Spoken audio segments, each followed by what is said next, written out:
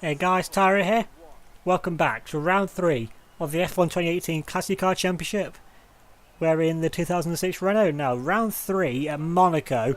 I've got a feeling this could be quite a hectic race, where it'll be the Brawn that takes pole by exactly 1/10 from the 2007 Ferrari with the Red Bull in third. We get fourth, although 1.7 seconds off of the pace, just ahead of the 2003 Williams and then the 2008 McLaren, with the 02 and 04 Ferraris running at the back of C1. And now taking on is in C2, once again for the third race in a row, is the 92 Williams. Now this thing should have a pretty good run, especially even more since the 98 McLaren is actually starting at the back of its class. So I think like 5 cars back from the 92 Williams, because the McLaren didn't actually set a lap in qualifying for whatever reason. Now then, these C3 cars, they're about 20 seconds at least a lap off the pace, regardless anyway, and since they have quite the issue getting out of the way on normal tracks, so got a feeling around Monaco there might be quite a few collisions. And now then, looking back onto us now, starting in P4, just behind that Red Bull, which should get a pretty good start, might even get past the 2007 Ferrari, since it just has so much more good traction. And then the cars behind us, we should be faster than around our lap because we've got more downforce. But off the start, this Renault goes absolutely nowhere in first gear. So hopefully we can try and keep ahead of some of the cars at least, because we definitely can't afford to get swamped by the C2 cars. Now coming to the 5 red light for the start in the Monaco Grand Prix. Lights out and away we go. Can we get a good start from P4? No, we've gone absolutely nowhere once again. Absolutely smothered now by even the C2 car. They're continuing a Williams sandwich now. The Williams are actually looking at the inside there of the 2004 Ferrari, so very opportunity there off the start from them. We just get outdriven there by the 96 Williams with there, which is on the racing line. Okay, they'll actually the Ferrari into the wall. It's lost us a wheel. Which one of the Ferraris is that? We're getting all over the road now, just trying to regain our composure. We're seeing one of the Ferraris is completely smashed into the wall. I mean, they didn't last very long, did they? About, what, 15 seconds into the race, if that? So now we get up into P9 overall and 7th out of 8 out of our class. But that Ferrari didn't even last like 2-3 laps when we had catch up to the back of the C3 cars. Just instantly just crashed out of the race. So actually, what happened here to this Ferrari? So I think this is the 2002 Ferrari, because I think that the 2004 one's a bit of a brighter red. It gets a fairly okay start, because it's not got anyone around it. Got the battle up in front there. Actually, just slams itself into the wall for absolutely no reason. It wasn't going side by side with anyone. I don't know what he was thinking there. But either way, though, they're cutting back now onto the live action. Now the VSC's ending. We're still behind the back of this 96 Williams. I love for Dave Williams. I'm so close there to making a move. We're just not quite close enough to the back of that Williams. Now coming out, which game was so much faster than this Williams. I mean, we're in a 10-year newer car. We're coming through Monaco. No matter what car you're in, there's literally no overtaking opportunity. They're coming through, going to do a different move. Oh, this side chicane, a big cutaway. Williams gets a complete drift on there. And a bit of a complete Tokyo drift. We back out that move, because if I want to overtake this car, which I do, I want to make the move legit. Coming around Raskas, finishing out to be flying through here. We can't go for the My Driver dive, the hour of My Driver dive at the inside of that Williams. And it's going to be a run down this straight, because both of us we have got Renault engines, but that makes absolutely no difference. And it's now into someone heavy braking. The Williams going to be a huge lock up there, comes straight on into the corner. Actually gets our turn around just about. Now it's got the 95 Ferrari all over the back of it, and the Ferrari and that McLaren behind as well. The 98 McLaren have some good net up there. The Ferrari looking for a way around the outside. Looking now into Casino, he's just not quite close enough there to make the move. I mean, now the Williams, you see, is instantly pulling away now as soon as they get to a corner. So the Ferrari had its one chance, it had its 10 seconds of fame to try and make a move inside, using that momentum to its advantage. But the 98 McLaren, though, had a good start, got past the 88 and the 91 McLarens. But the 92 Williams, which leads C2, still quite some way up the road. Now, talking of the 92 Williams, now going on to the end of lap 5 through Raskas. We're now all over the back, though, of this Williams FW14B. Now, of course, no DRS for any of these cars, because none of these cars actually existed when DRS was a thing. Especially that Red Bull, because that was just 1 year before as well, which you say our fastest lap of the race, 3 times faster than what we've done before, but 1 minute 20, that's quite a way off the pace of what the cars can do nowadays.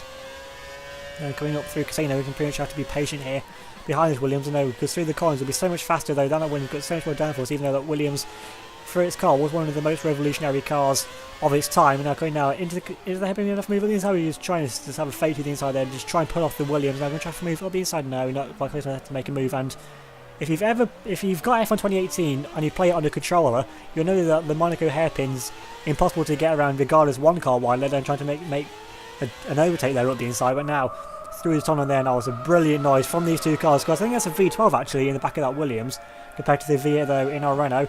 are going down now into chicane, getting so close once again, under braking. We've got so much more confidence because we've got replica tyres as well, imagine with our bridge trains. So I don't know what the tyre regulations were back in '92. I think they actually changed tyres back in those days, so unlike in 2005 we had to use the same tyres for the whole race.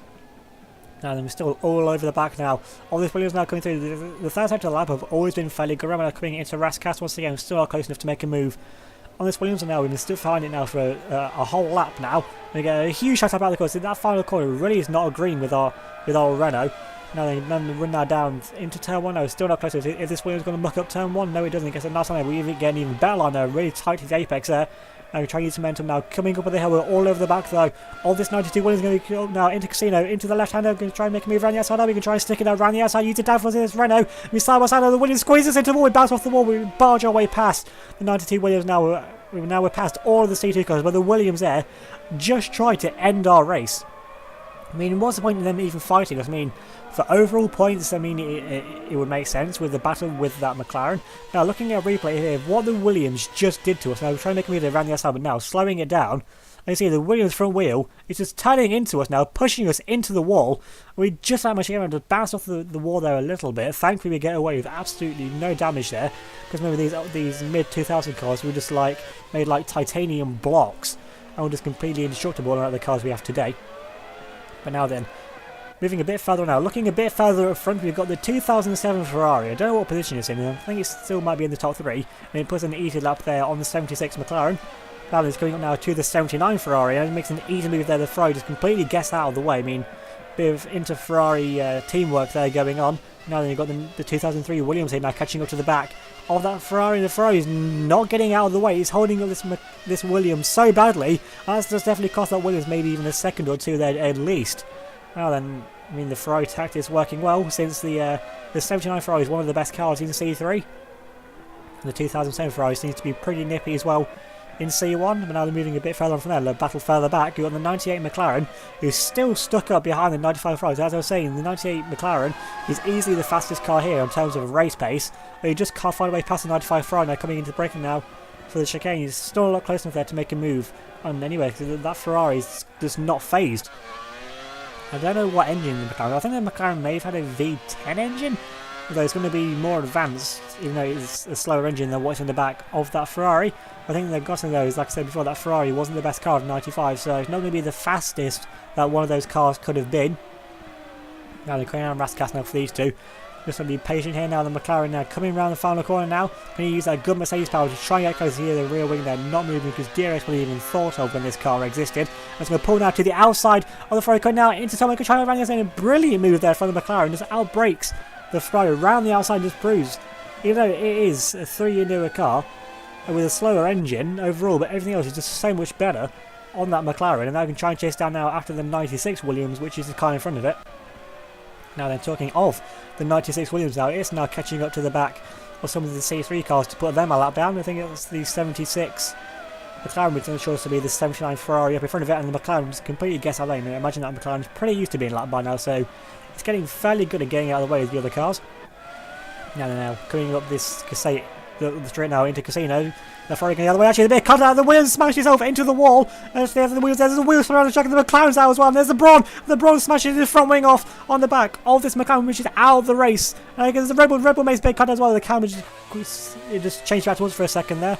We're looking at a replay of what happened there to this Williams. I mean, this Williams has to be one of the most cars that's prone to crashing. I mean, this was way before Maldonado's time, so I don't know why it's crashing so much. And it makes me run outside, and the Williams just barges into the Ferrari. I mean, granted, the Ferrari has on right line, and then that poor McLaren has nowhere to go. Just punts it, and there's the Brawn just smashing itself into the back as well. Now looking at a replay of this from the Brawn. Now, I don't know, I think the Brawn may have actually still been leading the race at this point. He's coming up the hill, he's got nowhere to go. Of course, because you're blind. I mean, take the AI outside. If that was a real life crash, that would have happened anyway, because coming up the hill there, you can't see, it's blind up into the top of it. Now, got to do the whole lap now with no front wing. Now here comes the Rebel, which like it's got away absolutely scot-free from making contact with the back of that McLaren as well. So I mean, I know the 2010 Rebel Sebastian Vettel was fairly lucky, but I didn't think he was that lucky to get no damage from smashing into the back of a McLaren. Actually, the Brawn's not getting out of the way. I mean, why would the Brawn get out of the way? It's not obligated to, even though it's got no front wing. Now, coming through the tunnel here, this is going so slowly, although they're going up to 6th, 7th gear now, so they're coming up to near top gear. Now, there's a huge contact there. The Ferrari just smashed itself into the back of the Red Bull. So then, has the Ferrari got any damage from that? You know, the Ferrari just lopped off half of its front wing. What was it thinking? You should know a Brawn up front is going to be going a lot slower. I mean, you should have seen how much it was gaining as well, but now, has that Red Bull got any damage now from that contact? I mean, surely it must have something. He's been ploughed into from both ends, so surely it's not survived from that. Coming now, there's a bit more contact there from the Ferrari, and the Red Bull is pushing its way past. Now, the Red Bull actually carries on with the Brawn, and the Ferrari come into the pit lane. This Brawn has absolutely no luck. I mean, retired from the first 2 races. And now, from the lead of the race, it had a crash here, which is going to put it way out of contention for victory. But it should still at least get its first point that isn't like 2, so it's going to like maybe even triple 4 times its points scoring really well. So both cars now get a new front wing, and they're both going to rejoin the race. They're going to be well down the order though. I think they should be ahead of all of the C2 cars. They're going to be about 7th or 8th place once they all rejoin the pace, because I see there's no man's land here. And actually, this is how far behind Wheel. We've been nowhere in this race, because this Renault really hasn't worked around this track. Now coming onto lap 19 of 20. So we're so far behind now as the Brawn driver put at the fastest lap of the race. I mean, well, on new tyres, that Brawn should have won the race anyway, so I'm not really surprised to put it at the fastest lap. But this Renault, honestly, it just drank fuel throughout this race. I've literally been running, like, ever since like lap 6 or 7, ever since I got past the C2 Renault. I've literally been running in just lean mix because it's just been drinking the fuel regardless anyway. Either way though. Got actually some C3 cars here to put a lap down now. We've come now onto the final lap of the race, so I think this might actually be the 2nd or 3rd time we've come to the pass them. Now we've got the 78 Lotus, we're just making it easy to move there past the ground effect Lotus. Now then, we've got the 79 Ferrari here. This car's not getting away, we're almost brake checking us into the wall. It's getting out slowly and just hogging in the racing line completely. This Ferrari does not get away, moving inside, and this man just into the wall. Lava for Beaver from it even more so, just smashing from there. We've got a red left side now of our front wing, and that Ferrari, I think everyone in the paddock is going to go and have serious words with that Ferrari drive. Now looking back at front now, this is the Red Bull up front. This is how far behind we're basically half a lap down to this Red Bull. Now comes now around the final corner.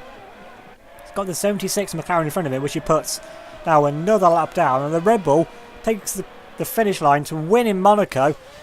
And if you look at the time gap to the car behind it, that's going to be the easiest victory so far by terms of distance, but a gifted win there for the Red Bull, getting so lucky, just like Sebastian Vettel did back in that 2010 season. Now back onto us. Now we've not even finished the race yet. This is how far behind we are.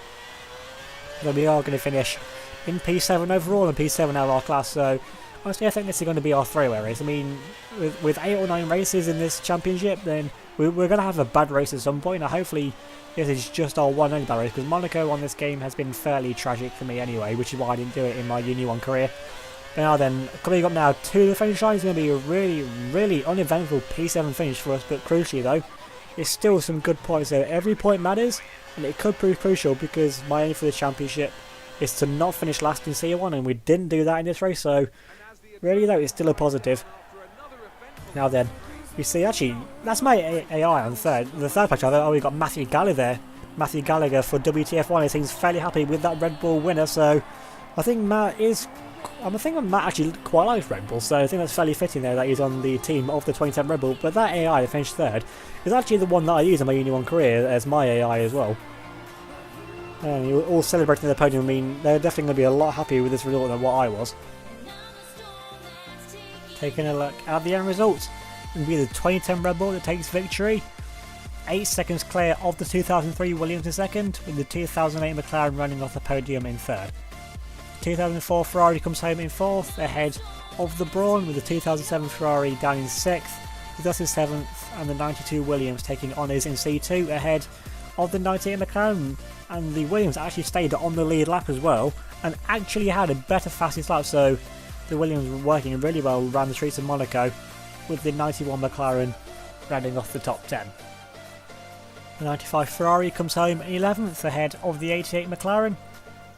And taking honours in C3 would be the 79 Ferrari, with the 76 Ferrari actually in second place in class, down in 14th, and actually somewhere overtook and beat the 78 Lotus. I have no idea where he did that.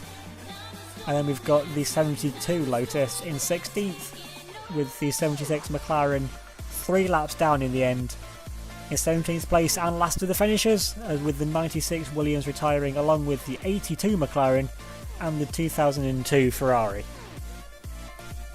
Now finally taking a look at the point standings, and for the Red Bull up top, with now an 11 point gap now over the Williams in second, the 2007 Ferrari in third, only 1 point behind the Williams and 6 points clear of the 2004 Ferrari, which is in turn only 1 point ahead of the McLaren, which is only 1 point ahead of us.